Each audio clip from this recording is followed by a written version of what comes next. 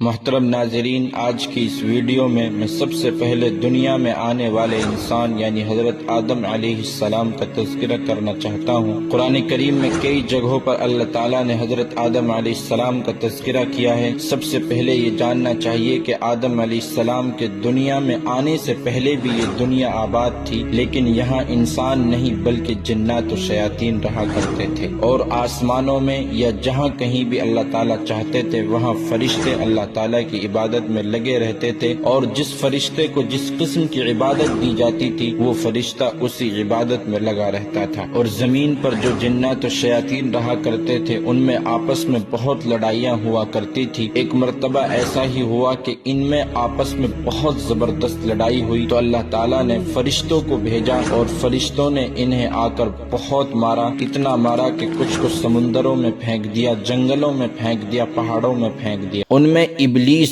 جو شیطان ہے یہ بڑا ہی معصوم تھا۔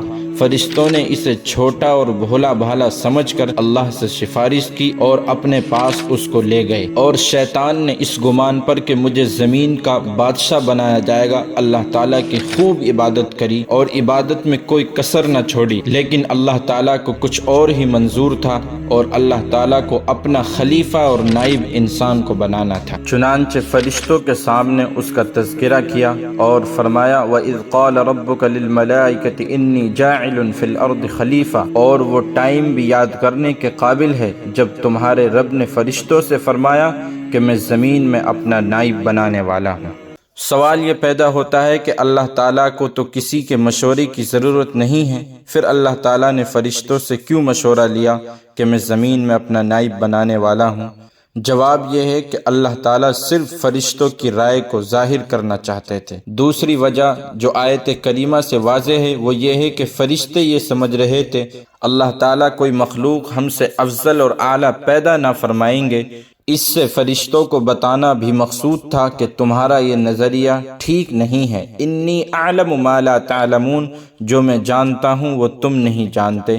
چنانچہ آدم علیہ السلام کو اللہ تعالیٰ نے پیدا فرمایا اور 3 مرحلوں میں ان کے جسم میں روح پھونکی گئی۔ جب فرشتوں نے اس بات کا اعتراف کر لیا کہ اللہ جو تو جانتا ہے وہ ہم نہیں جانتے، تو اللہ تعالیٰ نے حضرت آدم علیہ السلام کی دائیں پسلی سے قیامت تک پیدا ہونے والے تمام انسانوں کی روحوں کو باہر نکالا، اور ان روحوں میں ایک چہرہ تھا جو بہت چمک رہا تھا۔ تو حضرت آدم علیہ السلام نے پوچھا اے اللہ یہ شخص کون ہے؟ تو اللہ تعالیٰ نے حضرت آدم علیہ السلام سے فرمایا کہ یہ تمہاری اولاد میں سے داؤد علیہ السلام ہیں۔ تو حضرت آدم علیہ السلام نے پوچھا کہ اللہ ان کی عمر کتنی ہوگی؟ تو اللہ تعالیٰ نے ارشاد فرمایا کہ ان کی عمر 60 سال ہوگی۔ تو اس وقت حضرت آدم نے یہ بات کہی کہ اللہ میری عمر کتنی ہوگی؟ اللہ نے فرمایا کہ آپ کی عمر 1000 سال ہوگی۔ تو حضرت آدم نے اللہ سے کہا کہ اللہ میری عمر میں سے 40 سال میرے بیٹے داؤد کو دے دو۔ اللہ تعالیٰ نے حضرت آدم کی عمر میں سے 40 سال حضرت داؤد کو دے دی۔ چنانچہ روایت میں آتا ہے کہ جب حضرت داؤد علیہ السلام کی عمر 60 سال کی ہوئی تو اس وقت موت کے فرشتے نے کہا اے اللہ ان کا وقت پورا ہو گیا۔ تو اللہ نے کہا کہ نہیں ابھی رک جاؤ، کیونکہ ان کے باپ آدم نے ان کو اپنی عمر میں سے 40 سال عمر دی ہے، لہذا حضرت داؤد علیہ السلام کی جب 100 سال عمر ہو گئی اس کے بعد ان کی روح قبض ہوئی۔ چنانچہ اللہ تبارک و تعالی نے تمام فرشتوں کو اور حضرت آدم علیہ السلام کو بٹھا کر ایک ساتھ سب کو درس دیا اور سب کو ساری چیزیں سکھلائی اور بتلائی۔ قرآن کریم میں ہے وَعَلَّمَ آدَمَ الْأَسْمَاءَ كُلَّهَا، یعنی کہ اللہ تعالیٰ نے تمام چیزوں کے نام، دنیا میں جن جن چیزوں کو اللہ تعالیٰ نے پیدا کر دیا ہے، زمین میں کیا پوشیدہ ہے، آسمان میں کیا پوشیدہ ہے، ساری چیزوں کا علم اللہ تعالیٰ نے حضرت آدم کو سکھلایا، اور ساتھ میں فرشتے بھی بیٹھے ہوئے تھے۔ لیکن بعد میں اللہ تبارک و تعالیٰ نے حضرت آدم سے پوچھا کہ بتاؤ میں نے کیا کیا باتیں تمہیں سکھلائی ہیں؟ تو حضرت آدم علیہ السلام نے فر تمام باتوں کا جواب دے دیا۔ علماء کرام یہاں فرماتے ہیں کہ حتیٰ کہ اللہ تبارک و تعالیٰ نے حضرت آدم کو چمچے کا بھی علم بتایا کہ چمچہ کیا ہوتا ہے اور اس سے کیا کام لیا جاتا ہے، لیکن فرشتوں کو کوئی بات یاد نہیں رہی اور آدم علیہ السلام نے ساری چیزیں فر بتا دی۔ جیسے کلاس میں آپ دیکھتے ہیں کہ ٹیچر ایک دن سبق پڑھاتا ہے، لیکن دوسرے دن جب وہ بچوں سے پوچھتا ہے تو صرف وہی بچہ جواب دیتا ہے جو کلاس میں بہتر پڑھنے والا ہوتا ہے۔ پھر ٹیچر کہتا ہے کہ سب بچے اس کا استقبال کرو، تو سب بچے اس کا استقبال کرتے ہیں۔ اسی طرح جب تمام فرشتوں کے سامنے اللہ تعالیٰ نے حضرت آدم کو ہر چیز سکھلائی لیکن فرشتوں کو یاد نہ رہی، تو اللہ تعالیٰ نے فرشتوں سے کہا کہ آپ سب حضرت آدم کا استقبال کرو اور ان کے لیے سجدہ تعظیمی کرو۔ چنانچہ اللہ تعالیٰ کی بات سنتے ہی جیسے ہی اللہ نے فرمایا اسجدوا لآدم کہ آدم کے لیے سجدہ کرو، تمام کے تمام فرشتے سجدے میں گر گئے، لیکن شیطان سجدے میں نہیں گرا اور اوپر سے حجت بازی یعنی اپنی بات کی دلیل پیش کرنے لگا اور اللہ تعالیٰ سے کہنے لگا کہ نہیں، میں افضل ہوں، ہونا تو یہ چاہیے تھا کہ یہ مجھے سجدہ کرتا، کیونکہ میں آگ سے بنا ہوں اور یہ مٹی سے بنا ہے۔ آگ کی خاصیت یہ ہے کہ اگر وہ زمین پر جلائی جاتی ہے تو وہ اوپر کو اٹھتی ہے، اور مٹی کی خاصیت یہ ہے کہ وہ اوپر سے پھینکی جاتی ہے تو بھی نیچے کو جاتی ہے، لہٰذا میں افضل ہوں، یہ مجھے سجدہ کرے، میں اس کو نہیں۔ کیونکہ میں نے آپ کو شروع میں بتایا کہ شیطان کو جب زمین پر سے فرشتے اپنے ساتھ لے کر آئے تھے اس وقت سے اس کا خیال یہ تھا کہ اللہ تعالیٰ مجھے زمین کا بادشاہ بنائے، مجھے زمین کی بادشاہت دے دیں، اسی لیے وہ اللہ کی عبادت رات دن کرتا تھا۔ تو شیطان نے یہاں اللہ کی نافرمانی کی، اللہ تعالیٰ نے اسے دھتکار دیا، اپنے دربار سے نکال دیا۔ نکلتے ہوئے شیطان نے اللہ سے کہا کہ اللہ میں تیرا دربار تو چھوڑ کر جا رہا ہوں لیکن تجھ سے ایک چیز مانگنا چاہتا ہوں۔ اللہ نے کہا کہ بتا تو کیا مانگنا چاہتا ہے؟ شیطان نے کہا کہ میں آدم کو اور قیامت تک آدم کے آنے والی اولاد کو بہکانا چاہتا ہوں، اسے اپنے ساتھ جہنم میں لے جانا چاہتا ہوں۔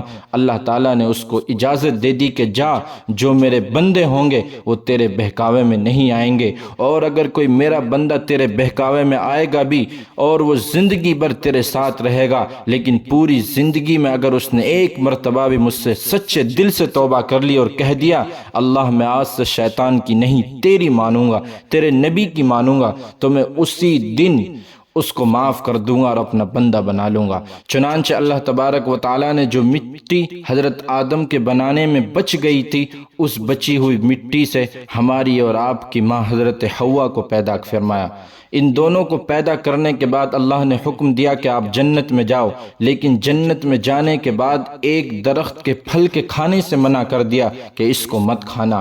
لیکن شیطان جو شروع سے حضرت آدم علیہ السلام کا دشمن تھا، اور شیطان نے حضرت حوا سے کہا کہ دیکھو اللہ نے تمہیں اس پھل کھانے سے اس لیے منع کیا ہے کہ اگر تم نے یہ پھل کھا لیا تو تم زندگی بھر اسی جنت میں رہو گے، اور اگر تم نے نہیں کھایا تو تم جنت سے نکال دیے جاؤ گے۔ تو حضرت حوا نے حضرت آدم سے کہا اور حضرت آدم نے حضرت حوا کی بات مان کر وہ پھل کھا لیا۔ یوں اللہ تعالیٰ کی نافرمانی ہو گئی اور اللہ تعالیٰ نے اپنی نافرمانی کے عوض میں انہیں جنت سے باہر کر دیا اور زمین پر اتار دیا۔ جب زمین پر حضرت آدم علیہ السلام کو اتارا گیا تو ہندوستان میں اتارا گیا۔ یہ بھی ایک تاریخی بات ہے اور ہندوستانیوں کے لیے اعزاز ہے کہ دنیا کا پہلا انسان حضرت آدم علیہ السلام جب زمین پر آیا تو وہ ہندوستان کی زمین پر آیا۔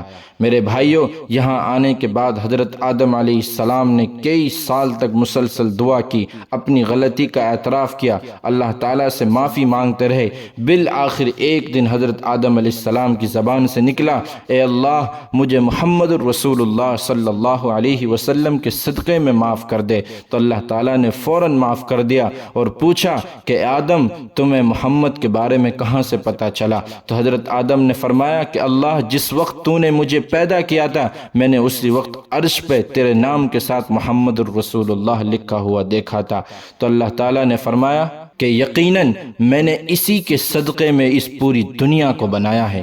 میرے بھائیوں، اور دنیا میں آنے کے بعد حضرت آدم اور حضرت حوا ملے تو اللہ تعالیٰ نے دنیا کے نظام کو آگے بڑھایا اور اس طریقے سے بڑھایا کہ حضرت حوا پہ ایک دن میں 2 بچے ہوا کرتے تھے، ایک لڑکا اور ایک لڑکی۔ ان کے نکاح کا انتظام اس طریقے سے فرمایا کہ ایک دن جو لڑکا لڑکی پیدا ہوں گے وہ آپس میں بہن بھائی ہوں گے، ان کی شادی نہیں ہو سکتی، بلکہ آج جو لڑکی پیدا ہوئی ہے وہ کل کے لڑکے سے شادی کرے گی، اور آج جو لڑکا پیدا ہوا ہے وہ کل کی لڑکی سے شادی کرے گا۔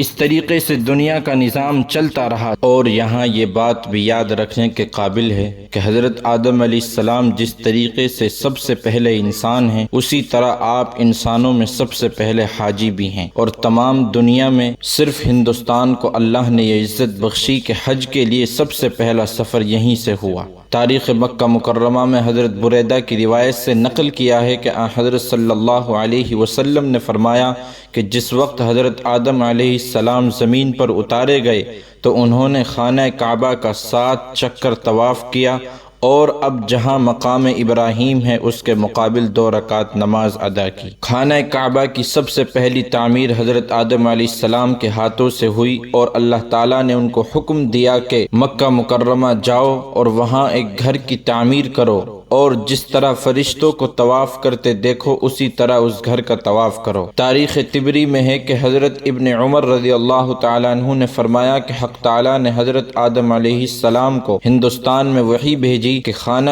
کعبہ کا حج کرو، چنانچہ انہوں نے حج کیا۔ اور سیوطی نے در منصور میں حضرت ابن عباس رضی اللہ تعالیٰ عنہ کی روایت سے حضرت صلی اللہ علیہ وسلم کا ارشاد نقل کیا ہے کہ حضرت آدم علیہ السلام نے ہندوستان سے 1000 بار پیدل سفر کر کے خانہ کعبہ کے پاس حاضری دی اور اس کی زیارت کی ہے۔ انہوں نے 300 حج اور 700 عمرے کیے ہیں۔ پہلے حج کے موقع پر جب وہ عرفات میں بحالت وقوف تھے، اس وقت حضرت جبرائیل علیہ السلام نازل ہوئے اور فرمایا، اے آدم، آپ کا حج قبول ہوا، ہم آپ کی پیدائش سے ہزاروں برس قبل سے خانہ کعبہ کا طواف کر رہے ہیں۔ بہرحال حضرت آدم علیہ السلام کی عمر جب پوری ہو گئی تو آخر وقت میں حضرت آدم علیہ السلام نے فرمایا کہ میری جنازے کی نماز وہ پڑھائے جو میرے بیٹوں میں سب سے زیادہ عمر والا ہے۔ چنانچہ آپ کے بیٹوں نے حضرت خضر علیہ السلام کو آگے کر دیا، اور آپ کے بڑے بیٹے حضرت خضر علیہ السلام نے آپ کی نماز جنازہ پڑھائی۔